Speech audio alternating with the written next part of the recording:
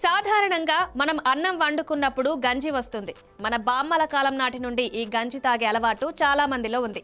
అయితే ఇందులో కాస్త నల్లుప్పు కలిపి తీసుకోవడం వల్ల అద్భుత ప్రయోజనాలుంటాయి. గంజి నీటిని అన్నం ఉడకబెట్టి తీస్తారు. ఇది మనం ఎన్నో ఏళ్లుగా తాగే అలవాటు ఉంది. ఇందులో అనేక ఆరోగ్య ప్రయోజనాలు ఉంటాయి. కొన్ని నివేదికల ప్రకారం గంజి నీటిలో ఎలక్ట్రోలైట్స్ ఉంటాయి. మన శరీరంలో ఫ్లూయిడ్ నిర్వహణ సమతుల్యానికి ఇది ఎంతో అవసరం. ఇది డీహైడ్రేషన్ కి గురి కాకుండా సహజంగా రక్షిస్తుంది.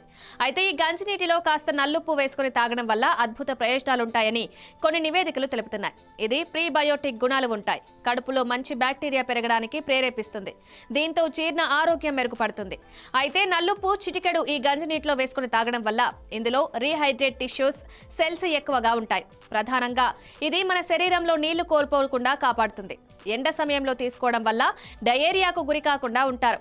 వాంతులయ్యే వాళ్ళు కూడా ఈ గంజి నల్లుప్పు తీసుకుంటే శరీరానికి ఐరన్, జింక్, సల్ఫర్ అందుతుంది.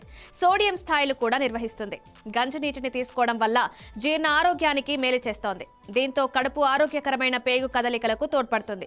అంతేకాదు ఈ గంజి నీటిలో కాస్త నల్లుప్పు వేసుకుని తీసుకోవడం వల్ల శరీరంలో నీటి శాతం నిర్వహణలో ఉంటుంది.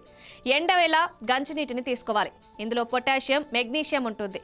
కాస్త నల్లుప్పు వేసుకుని తీసుకోవడం వల్ల సోడియం కూడా అందుతుంది. దీంతో డీహైడ్రేషన్ కి గురి కాకుండా ఉంటారు.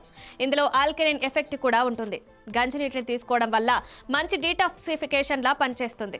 ఇది కాలేయ ఆరోగ్యకరమైన పనితీరును కూడా సహాయపడుతుంది.